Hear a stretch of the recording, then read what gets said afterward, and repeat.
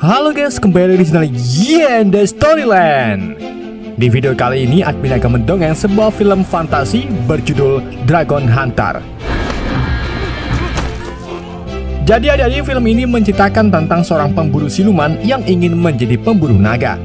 Bagaimana kisah selanjutnya? Yuk mari kita simak alur ceritanya. Gak bisa bahasa Inggris.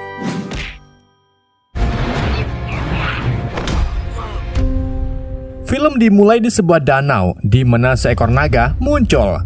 Di tempat lain, seorang pelajar bernama Xiu Yuan sedang ilang-ilang di tengah hutan. Tapi tiba-tiba langit menjadi gelap dan tak lama seekor naga terjatuh dari langit.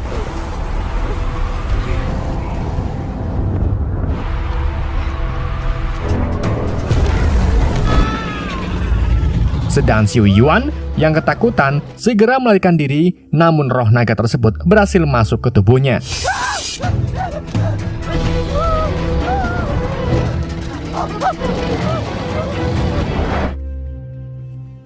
Setelah Xiu Yuan kembali sadar, ia baru menyadari bahwa 3 hari telah berlalu sejak ia bertemu seekor naga.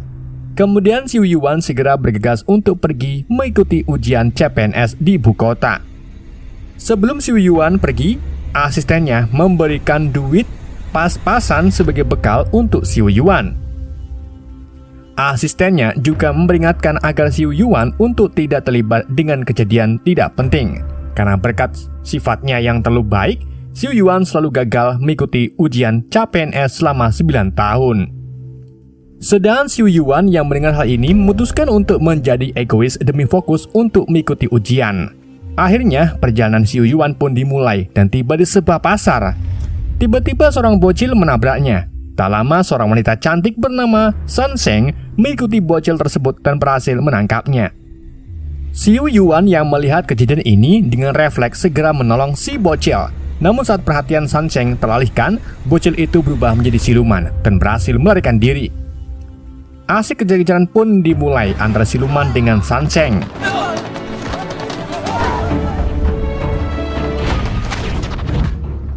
Beberapa saat kemudian, mereka berdua tiba di sebuah warteg. Karena siluman mulai merasa terpojok, siluman itu segera menyandra seorang bocah untuk mengalihkan perhatian San Sheng. Dan saat siluman menjatuhkan bocah yang disandranya, Xiu Yuan kembali terlibat dengan menyelamatkan bocah tersebut.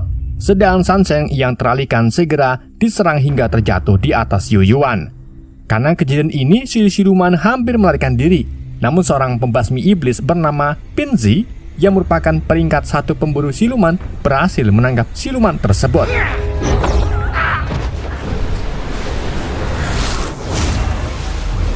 Setelah tertangkap, Pingxi menyerahkan siluman itu kepada San Sheng. Namun San Sheng menolak karena ia ingin masuk ke dalam papan peringkat pemburu siluman dengan kemampuannya sendiri.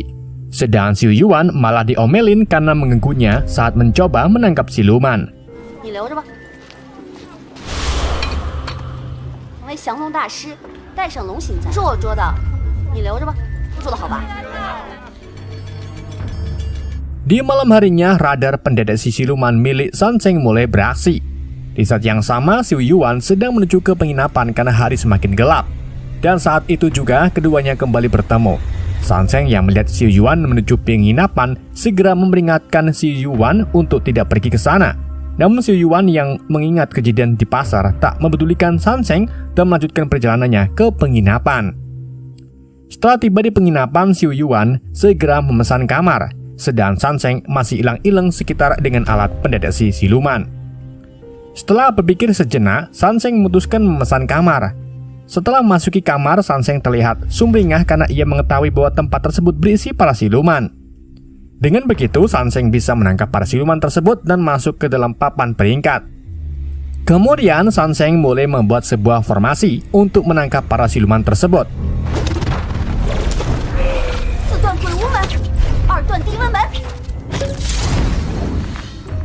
Sementara itu, para siluman mulai berdiskusi mengenai kedatangan pemburu siluman yang baru saja tiba. Namun setelah melihat tusuk konde yang digunakan San Sheng, para siluman menyadari bahwa San Sheng merupakan pemburu siluman tingkat rendah. Oleh karena itu, para siluman memutuskan menyerang San Sheng terlebih dahulu. Di lain sisi, Xiu Yuan yang sedang mandi tiba-tiba masuk ke dalam alam bawah sadarnya. Di sana Xiu Yuan melihat seekor naga dan saat kembali sadar, Xiu Yuan sudah berubah kepribadiannya. Dan saat para siluman ingin menyerang Sanseng, tiba-tiba Xiu Yuan muncul dengan menghajar salah satu siluman. Pertarungan pun terjadi antara Xiu Yuan dengan para siluman. Namun, Xiu Yuan dengan mudah mengalahkan ketiga siluman tersebut.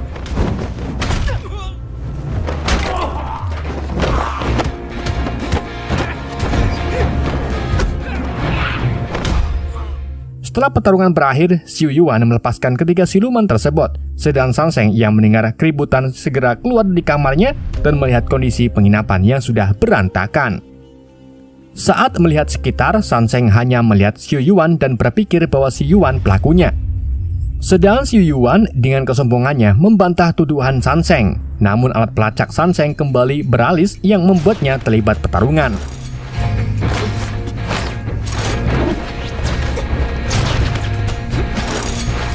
Setelah pertarungan singkat, Sanseng memancing Xiu Yuan ke kamarnya. Dan saat Xiu Yuan masuk ke dalam kamar, formasi yang dipasang Sanseng langsung aktif. Namun, Xiu Yuan dengan mudah mematahkan formasi tersebut.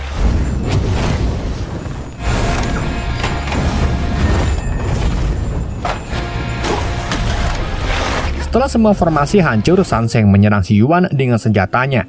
Dan setelah pertarungan singkat, Xiu Yuan mampu mengalahkan Sanseng dengan sangat mudah. Saat Sanseng terpojok, Xiu Yuan kembali normal dan saat itu juga Sanseng memberi geplokan hingga Xiu Yuan turu. Setelah berhasil mengikat Xiu Yuan, tak berselang lama, Pingxi tiba di penginapan dan bertemu dengan Sanseng. Dalam pertemuan tersebut, Sanseng menjelaskan bahwa siluman berhasil kabur, namun ia tidak menceritakan mengenai Xiu Yuan. Setelah Pingxi pergi, Sanseng segera membangunkan Xiu Yuan yang sedang turu. Sanseng yang bingung kemudian menanyakan tentang identitas Xiu Yuan, sedang Xiu Yuan yang ikut bingung menjelaskan bahwa ia hanya seorang pelajar yang akan mengikuti tes CPNS di ibu kota. Setelah mendengar penjelasan Xiu Yuan, Sanseng makin bingung karena alat mendeteksi silumannya tidak bereaksi. Setelah rasa kebingungan di antara keduanya, Xiu Yuan tiba-tiba teringat kejadian saat ia menghajar para siluman. Namun Xiu Yuan merasa bahwa ia tidak melakukan hal tersebut. Dan saat Xiu Yuan tak sengaja menyentuh air, tubuh Yuan mulai bereaksi sedangkan Sanseng yang melihat hal ini mulai menyadari sesuatu.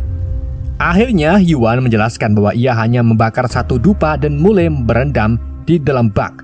Tiba-tiba Yuan bermimpi bertemu seekor naga. Mendengar penjelasan Yuan, Sanseng membakar satu dupa dan segera merendam Yuan ke dalam bak. Seketika Yuan langsung berubah kepribadian, namun saat Yuan ingin melanjutkan pertarungan, Yuan tidak bisa melepaskan diri dari selendang anti siluman milik Sanseng. Akhirnya, Xiu Yuan menjelaskan bahwa dirinya adalah naga Jiao, penjaga danau. Ia dijebak sebelum menjadi naga yang membuat naga Jiao terpaksa masuk ke dalam tubuh Xiu Yuan untuk memulihkan kembali kekuatannya. Sedang Sanseng yang mendengar hal ini langsung bahagia karena ia menangkap siluman legendaris.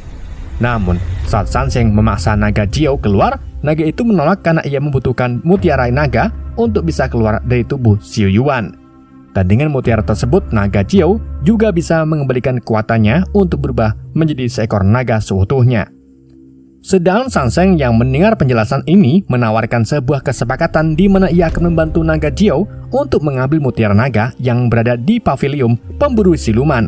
Namun naga Jiao harus keluar dari tubuh Xiu Yuan dan bertarung secara adil dengan Sanseng. Akhirnya kesepakatan dibuat antara Sanseng dengan naga Jiao. 狐一霸小白龙是也。算什么？有本事出来跟我打一架！地里出来，进到黎珠里面。明天你就跟这废物去取黎珠。而丽龙汉下。 Beberapa saat kemudian, setelah satu batang dupa habis, Yuan kembali ke mode normal. Dan setelah Yuan kembali, Sanseng menjelaskan semuanya mengenai naga Jiao yang merasuki tubuhnya. Di tempat lain, siluman yang berhasil kabur dari penginapan dihabisi oleh Pingxi di tengah jalan.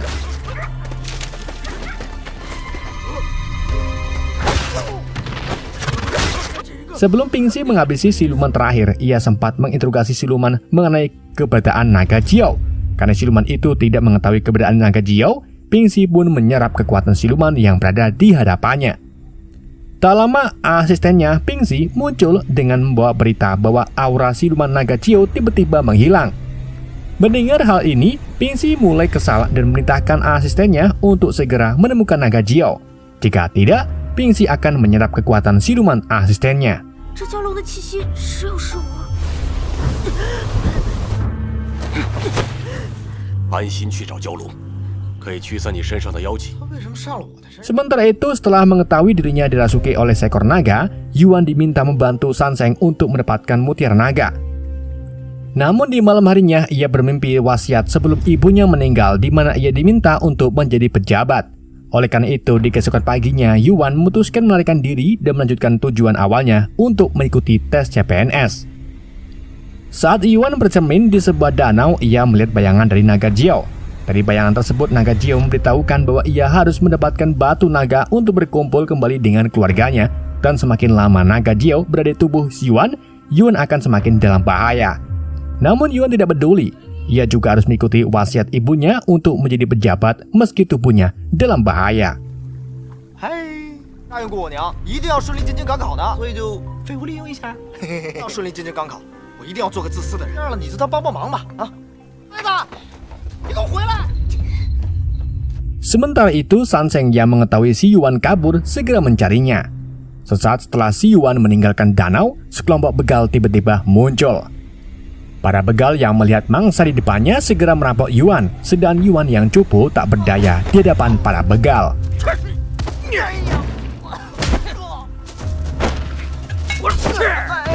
Karena merasa putus asa, Yuan menyemplung ke dalam danau dan seketika naga Jiao mengambil alih tubuh si Yuan.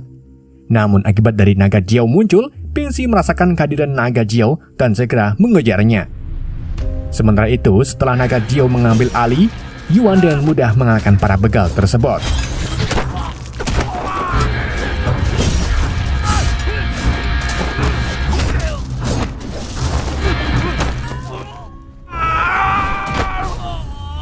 Setelah pertarungan berakhir, tiba-tiba serangan dadakan dari Pingxi muncul. Pertarungan pun terjadi di antara keduanya. Saat kedua belah pihak beradu kekuatan, naga Jiao teringat kejadian saat ia terluka di danau dan mengetahui bahwa Pingxi lah yang menyebabkan hal ini. Saat adu kekuatan usai, naga Jiao turu dan saat itu juga Pingxi ingin membunuh si Yuan, namun Sanseng segera menghentikannya. Sanseng mencoba menjelaskan keadaan Yuan, namun Pingxi tidak peduli. Oleh karena itu, Sanseng segera menggunakan bom cahaya untuk melarikan diri.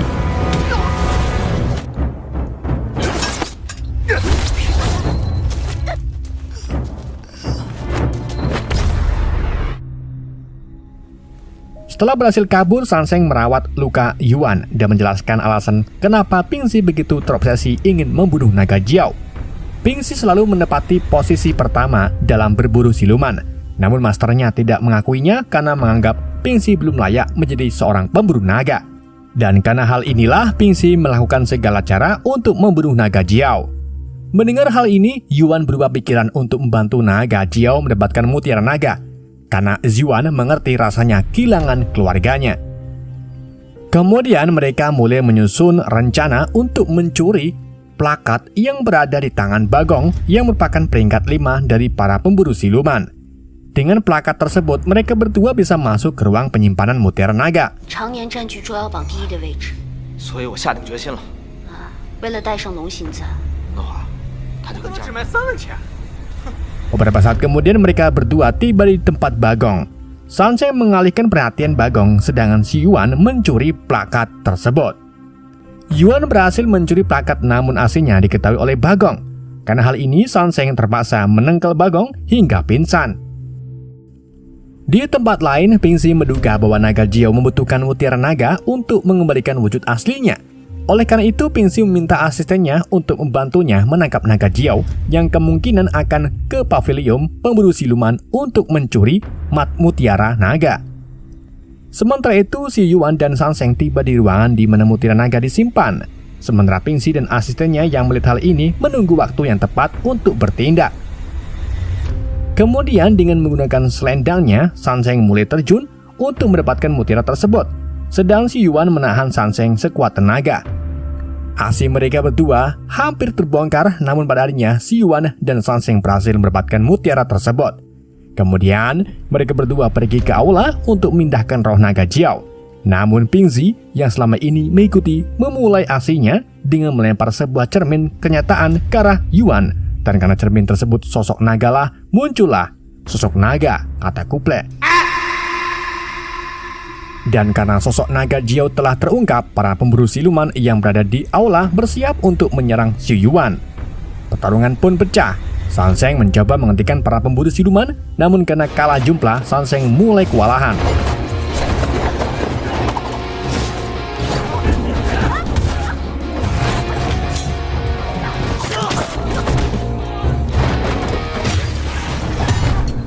Sedang Xu Yuan yang melihat hal ini segera menyiram tubuhnya dengan air untuk memanggil naga Jiao.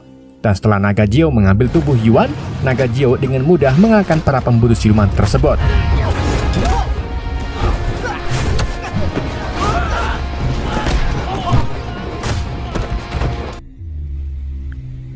Setelah pertarungan usai, dengan sebuah mantra roh naga Jiao berhasil masuk ke dalam mutiara naga. Kemudian, Sanseng menyuruh Yuan untuk meletakkan mutiara tersebut ke dalam air. Namun sebuah serangan dadakan muncul untuk menghentikan Xu Yuan.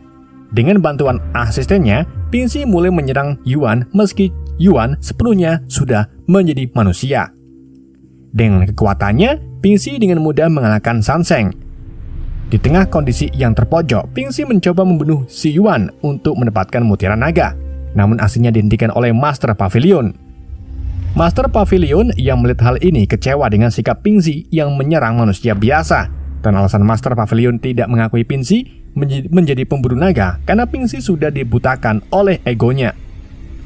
Ditambah, Pingzi menggunakan jalan pintas dengan menyerap kekuatan siluman. Sementara itu, Pingzi yang sudah terbutakan kekuatan siluman akhirnya berubah menjadi siluman. Pertarungan pun terjadi antara Pingzi dengan Master Pavilion. Namun dalam pertarungan itu Pingzi lebih unggul karena banyaknya kekuatan siluman yang diserapnya.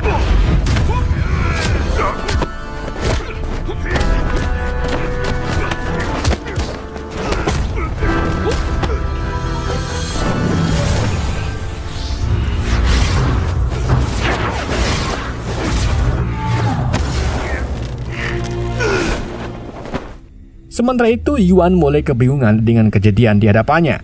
Akhirnya naga Jiao menyarankan agar Yuan menelan mutiara naga.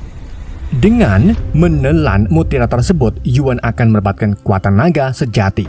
Namun naga Jiao akan menghilang selamanya dan Yuan akan kehilangan ingatannya. Karena situasi kian mepet, akhirnya Yuan membulatkan tekadnya dengan menelan mutiara naga dan bersatu dengan naga Jiao.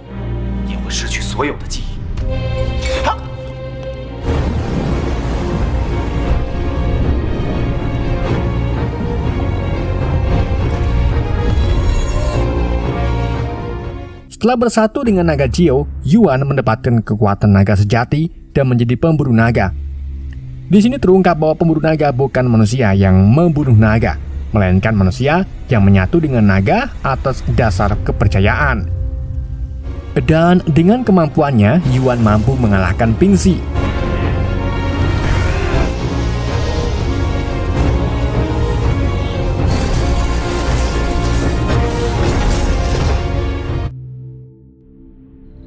Dan setelah pertarungan berakhir, Sanseng mencoba menemui Yuan, namun Yuan yang sudah menjadi pemburu naga tidak mengingat Sanseng. Sedang Sanseng masih merindukan kenangan saat bersama Yuan, Jie, dan film pun berakhir.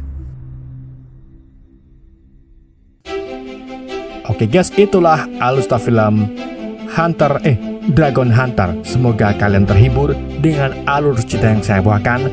Mohon maaf jika ada kesalahan dalam penyampaiannya ataupun penyebutan nama. Sekian dari Yede, sampai jumpa di video berikutnya.